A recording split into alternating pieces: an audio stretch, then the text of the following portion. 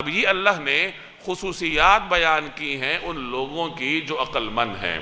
حقیقی عقل مند لوگوں کی پہلی خصوصیت یہ ہے کہ وہ اللہ سے کیے ہوئے عہد کو پورا کرتے ہیں۔ اس سے مراد عہد الست ہے۔ عالم ارواح میں اللہ تبارک و تعالی نے تمام انسانوں کو جمع کر کے ان سے یہ عہد لیا تھا اور فرمایا تھا الست بربکم، کیا میں تمہارا رب نہیں ہوں؟ قالوا بلا، تو مخلوق نے کہا تھا کہ بے شک آپ ہمارے رب ہیں۔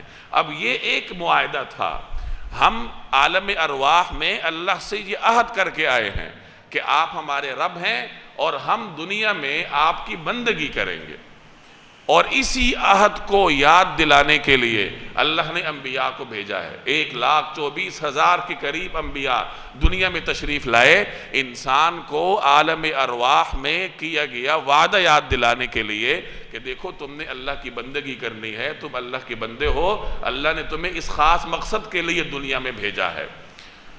اگرچہ ہم لوگ تو کمزور ہیں اور ہم میں سے کسی کو وہ وعدہ یاد نہیں ہے، لیکن جن لوگوں کی ارواح ملوث نہیں ہوتی، جو لوگ اپنی ارواح کو گناہوں سے آلودہ نہیں کرتے، ان میں سے ایسے عظیم المرتبت لوگ بھی گزرے ہیں جو یہ کہا کرتے تھے کہ ہم نے اللہ کے ساتھ عالم ارواح میں جو وعدہ کیا تھا وہ ہمیں یاد ہے۔ ایسے بھی اللہ کے بندے موجود ہیں۔ ہم جیسوں کو تو یاد دلانے کے لیے اللہ نے انبیاء کو بھیجا، پھر اللہ کی کتاب موجود ہے، اللہ کے نیک بندے موجود ہیں، تبلیغ اور تذکیر کا ایک سلسلہ ہے۔ یہ تمام سلسلہ اسی لیے ہے کہ انسان کو اپنا وعدہ یاد دلایا جائے اور اسے اللہ کی بندگی کرنے پر آمادہ کیا جائے۔ تو اس سے مراد وہ عہد ہے جو ہم اللہ سے کر کے آئے ہیں۔ اسی طریقے سے اس میں وہ تمام احکامات بھی شامل ہیں جو کسی شرعی دلیل سے ہمارے سامنے ثابت ہوں۔ یعنی اگر کوئی حکم آپ کے سامنے شرعی دلیل سے واضح ہے کہ یہ اللہ کا حکم ہے تو پھر اس پہ عمل کرنا ہماری ذمہ داری ہے۔ وہ گویا کہ وہ بھی وعدے کی ایک صورت ہے کہ چونکہ اللہ کی بندگی ہی کی ایک شکل ہے اللہ کے اس حکم کو پورا کرنا، تو وعدے کی پابندی میں وہ تمام احکامات بھی آ جاتے ہیں، وہ شرعی احکامات جو کسی دلیل کی روشنی میں انسان کے سامنے واضح ہوتے ہیں۔ آپ کہہ سکتے ہیں کہ اس میں اللہ کے تمام حقوق شامل ہیں، یعنی اس عہد کی پابندی کرنے سے مراد اللہ کے حقوق کی ادائیگی ہے۔ تو گویا عقل مندوں کی پہلی خصوصیت یہ ہے کہ وہ اللہ کے حقوق کو پورا کرتے، وَلَا يَنْقُضُونَ الْمِيثَاقَ، اور معاہدے کی خلاف ورزی نہیں کرتے، یعنی وہ معاہدے کے پابند ہوتے ہیں، چاہے وہ معاہدہ اللہ کے ساتھ ہو یا وہ معاہدہ بندوں کے ساتھ ہو۔ وعدے کی خلاف ورزی یہ آپ یوں کہہ لیجئے کہ یہ برے اخلاق میں سے بدترین صفت ہے۔ اللہ تبارک و تعالی نے مسلمانوں کو حکم دیا یا ایھا الذین آمنوا اوفوا بالعقود، اے ایمان والو اپنے عقود کی پابندی کرو، اپنے وعدوں کو پورا کیا کرو۔ جناب رسول اللہ صلی اللہ علیہ وسلم اپنے خطبات میں جو جملہ کثرت سے ارشاد فرماتے تھے وہ یہ تھا لا ایمان لمن لا امانۃ لہ ولا دین لمن لا عہد لہ، اس شخص کے ایمان کا کوئی اعتبار نہیں ہے جس میں امانت داری نہیں ہے، اور اس شخص کے دین کا کوئی اعتبار نہیں ہے جس میں عہد کی پابندی نہیں ہے۔ تو وعدے کی پاسداری، عہد کی پابندی، یہ ایک مسلمان کی بنیادی ذمہ داری ہے، چاہے وہ عہد اپنے خالق کے ساتھ کیا ہو یا وہ عہد مخلوق کے ساتھ کیا ہو۔ ہر قسم کے عہد کو پورا کرنا یہ عقل مند کی دوسری خصوصیت ہے جو اللہ تبارک و تعالی نے یہاں بیان فرمائی۔ والذین یصلون، اور جو لوگ جوڑتے ہیں، ما امر اللہ، جس کے بارے میں اللہ نے حکم دیا، ما امر اللہ بہ ان یوصل، جس کے بارے میں اللہ نے حکم دیا ہے کہ اس کو جوڑو۔ دنیا میں کچھ رشتے ہیں، انسان مختلف رشتوں میں بندھا ہوا ہے، اور ان رشتوں کو جوڑے رکھنے کا حکم اللہ نے ارشاد فرمایا۔ ماں باپ کا رشتہ ہے، بہن بھائیوں کا رشتہ ہے، دوستیوں کے رشتے ہیں، پڑوس کا رشتہ ہے، استاد اور شاگرد کے درمیان رشتہ ہے، اور میاں بیوی کا رشتہ ہے، اور مختلف ایسے رشتے ہیں جنہیں اللہ تبارک و تعالی نے جوڑے رکھنے کا حکم دیا۔ آپ کہہ سکتے ہیں کہ اس سے مراد حقوق العباد ہیں۔ بندوں کے ساتھ رشتہ جوڑنے کا مطلب بندوں کے حق ادا کرنا، والدین کے ساتھ رشتہ جوڑنے کا مطلب ان کے حقوق ادا کرنا، رشتہ داروں کے ساتھ رشتہ جوڑنے کا مطلب ان کے حقوق ادا کرنا۔ تو صلہ رحمی کا مطلب رشتہ داروں کے حقوق ادا کرنا جو آپ کے قریبی اعزہ اور اقربا ہیں۔ صلہ رحمی، رحم ماں کے پیٹ کو کہا جاتا ہے، اور اس کی بنیاد پر جو رشتے بنتے ہیں، بہن بھائیوں کا ہے، چچا بھتیجے کا ہے، ماموں کا ہے، آگے جو رشتے بنتے ہیں جن کی بنیاد ماں کا پیٹ ہوتا ہے، رحم ہوتا ہے، ان کو جوڑے رکھنا صلہ رحمی کہلاتا ہے۔ ضمنی طور پر اس میں دوستی کا رشتہ بھی ہے، پڑوس کا رشتہ بھی ہے، وہ تمام رشتے ہیں جن کو جوڑے رکھنے کا حکم قرآن کریم میں ہے، یا جناب رسول اللہ صلی اللہ علیہ وسلم نے ان رشتوں کی حرمت بیان فرمائی ہے، ان کے لحاظ رکھنے کا حکم دیا ہے۔ تو ان رشتوں کو جوڑے رکھنا یہ ایک مسلمان اور ایک عقل مند کی دوسری بڑی خصوصیت ہے۔ تیسری خصوصیت جس کو اللہ تبارک و تعالی نے یہاں بیان کیا، وَيَخْشَوْنَ رَبَّهُمْ، اور اپنے پروردگار سے ڈرتے ہیں۔ ڈرنے کا مطلب کہ ہر وقت انہیں یہ خوف ہوتا ہے کہ کہیں ہم کوئی ایسا کام نہ کر لے کہ جس کی وجہ سے اللہ تبارک و تعالی ہم سے ناراض ہو جائے۔ ایک روایت میں آتا ہے کہ حضرت عمر رضی اللہ تعالی عنہ نے حضرت ابی بن کعب سے پوچھا کہ تقوی کیا ہے؟ تو حضرت ابی بن کعب نے سوال کی وضاحت کے لیے جوابی سوال کیا اور عرض کیا کہ امیر المومنین، آپ کبھی ایسے راستے سے گزرے ہیں جنگل میں پگڈنڈی نما ہو، تنگ راستہ ہو، اس میں موڑ ہوں اور دونوں طرف خاردار جھاڑیاں ہوں، ایسے راستے سے کبھی گزر ہوا؟ حضرت عمر نے فرمایا کہ ہوا۔ تو انہوں نے پوچھا آپ کیسے گزرے تھے؟ حضرت عمر نے فرمایا کہ کپڑوں کو سمیٹ کر، سمٹ سمٹا کر، انتہائی احتیاط کے ساتھ کانٹوں سے، جھاڑیوں سے بچتا ہوا گزرا ہوں۔ تو ابی بن کعب نے فرمایا کہ زندگی کے راستے میں دونوں طرف شیطان کے پھندے ہیں، وسوسے ہیں، انسان کی خواہشات ہیں، راستہ تنگ ہے، تو اپنے آپ کو شیطانی خواہشات اور نفسانی وساوس سے بچاتے ہوئے احتیاط کے ساتھ زندگی گزار لینا، یہی تقوی کا نچوڑ ہے۔ یہی تقوی ہے کہ انسان احتیاط کرے کہ زندگی کے کسی مرحلے پر اللہ تبارک و تعالیٰ کی نافرمانی نہ ہو، جناب رسول اللہ صلی اللہ علیہ وسلم کی کسی سنت کی خلاف ورزی نہ ہو۔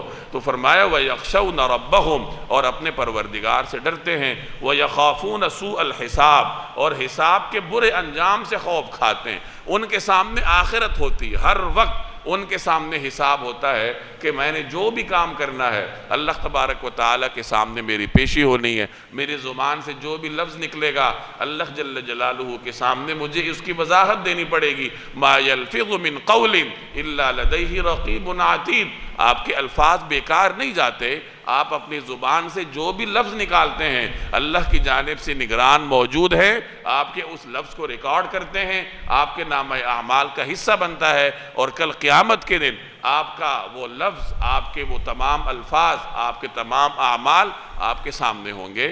تو عقل مند وہی ہے جو ان حالات کا ادراک کرے اور احتیاط کے ساتھ زندگی بسر کرے۔ والذین صبروا، اور یہ وہ لوگ ہیں جنہوں نے صبر سے کام لیا ہے۔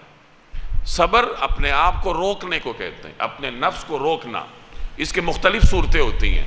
بعض اوقات انسان اپنے نفس کو عبادات پر قائم رکھتا ہے، نفس پر جبر کرتا ہے، عبادات پر اس کو قائم رکھنے پر مجبور کرتا ہے۔ سردی کا موسم ہے، فجر کی نماز کا وقت ہے، گرم بستر چھوڑنے کو دل نہیں کرتا۔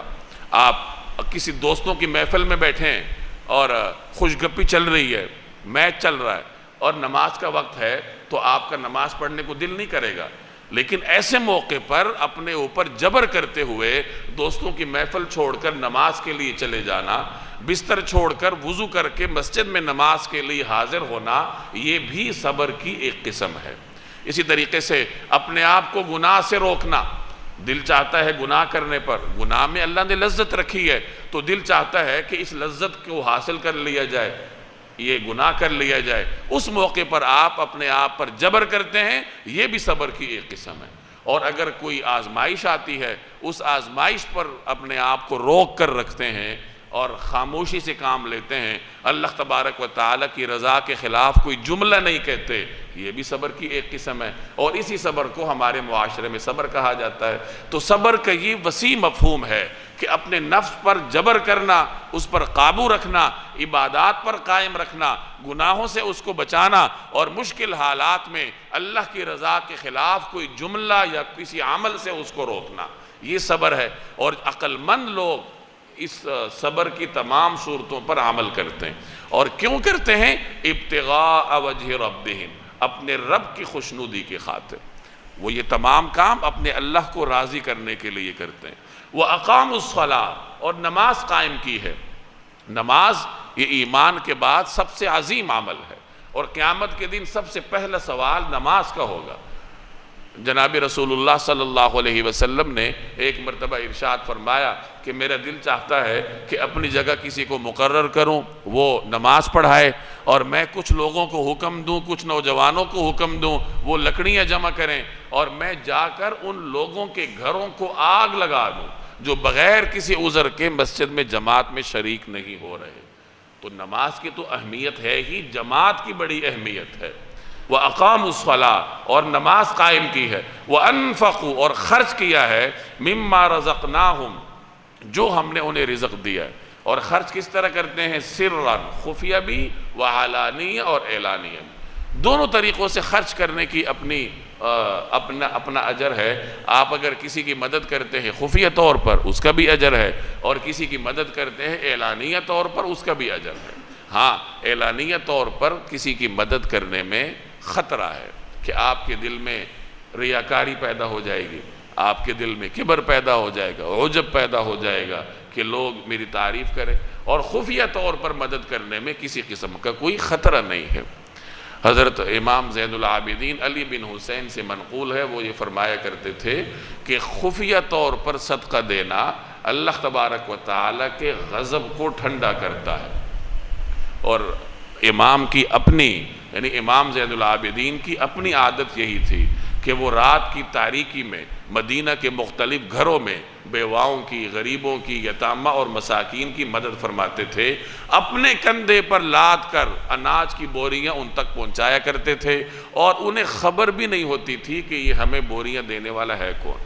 وہ تو جب ان کا انتقال ہوا اور ان کو غسل دینے والوں نے ان کے کندھے پر نشانات دیکھے، تو پھر یہ عقدہ کھلا کہ یہ نشانات تو بوریاں لادنے کے ہیں، اور ان کے دنیا سے رخصت ہونے کے بعد ان گھروں میں کوہرام مچ گیا جہاں وہ خفیہ طور پر اناج دینے کے لیے جایا کرتے تھے، کہ وہ شخصیت کہاں گئی، وہ مسیحا کہاں گیا جو رات کے اندھیرے میں ہمیں اناج پہنچایا کرتا تھا۔ پھر لوگوں پر یہ عقدہ کھلا کہ وہ کوئی اور نہیں تھے بلکہ امام زین العابدین علی بن حسین تھے۔ تو یہ ان کی شان تھی۔ تو بہرحال خفیہ صدقہ دینا یہ بھی اجر رکھتا ہے، اعلانیہ صدقہ دینے کا بھی اجر ہے، بشرطے کہ کسی آدمی کو اپنے آپ پر اتنا کنٹرول ہو، اس کا ایمان اتنا مضبوط ہو کہ اپنے دل میں ریا کو نہ آنے دے، تو اعلانیہ بھی صدقہ دے۔ وَيَدْرَؤُونَ بِالْحَسَنَةِ السَّيِّئَةِ، اور وہ بدسلوکی کا دفاع حسن سلوک سے کرتے ہیں۔ اگر ان سے کوئی خطا ہو جاتی ہے تو وہ اس خطا کا علاج نیکی سے کرتے ہیں۔ جیسے حضرت ابو ذر سے جناب رسول اللہ صلی اللہ علیہ وسلم نے فرمایا تھا کہ اے ابو ذر، اگر تم سے کوئی گناہ ہو جائے تو اس کے بعد نیکی کر لیا کرو، وہ نیکی تمہارے گناہ کو دھو ڈالے گی۔ آپ جو بھی نیک عمل کرتے ہیں، آپ کا نیک عمل آپ کو دو فائدے دیتا ہے۔ ایک تو آپ کے اس نیک عمل کا ذاتی اجر ہے جو آپ کے نامہ اعمال میں درج ہوتا ہے، اور دوسرا فائدہ یہ ہے کہ وہ نیک عمل آپ کے گناہوں کے دھلنے میں بھی مددگار ہوتا ہے۔ اور اس کا دوسرا مفہوم یہ ہے کہ جو عقل مند لوگ ہیں وہ لوگوں کی بدسلوکی کا جواب اچھے سلوک سے دیتے ہیں۔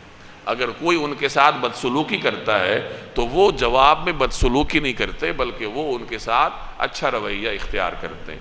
اولئک لہم عقبی الدار، وطن اصلی میں بہترین انجام ان کا حصہ ہے۔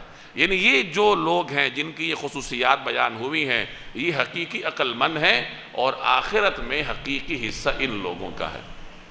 اب یہ کامیابی حاصل کرنے کے مطلوبہ خصوصیات